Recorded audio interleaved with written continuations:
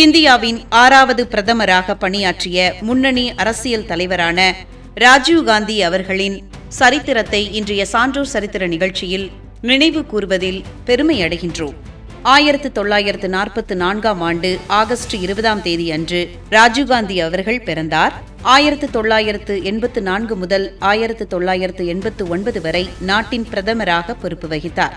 தனது 40வது வயதில் பிரதமராக பொறுப்பேற்ற இவர் இந்தியாவின் மிக இளம் வயது பிரதமர் என்ற பெருமையை பெற்றார்.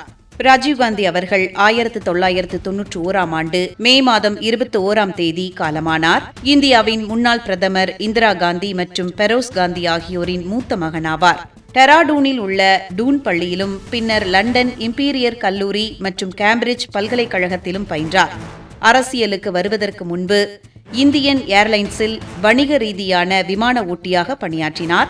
இங்கிலாந்தில் படிக்கும்போது சோனியா காந்தியை சந்தித்து 1968இல் திருமணம் செய்து கொண்டார்.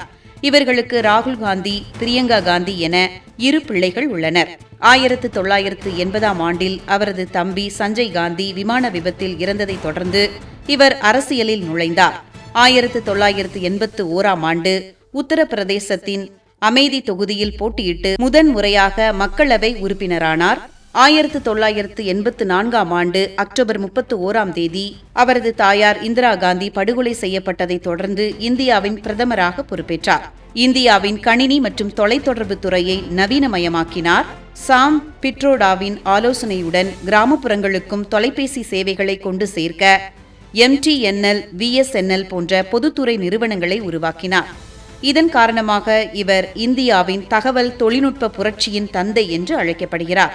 1986இல் புதிய தேசிய கல்விக் கொள்கையை அறிமுகப்படுத்தினார். கிராமப்புற மாணவர்களுக்காக ஜவஹர் நவோதயா வித்யாலயா பள்ளிகளை நிறுவினார். கட்சி தாவல்களால் ஏற்படும் அரசியல் சிரமற்ற தன்மையை தடுக்க 1985இல் கட்சி தாவல் தடை சட்டத்தை கொண்டு வந்தார்.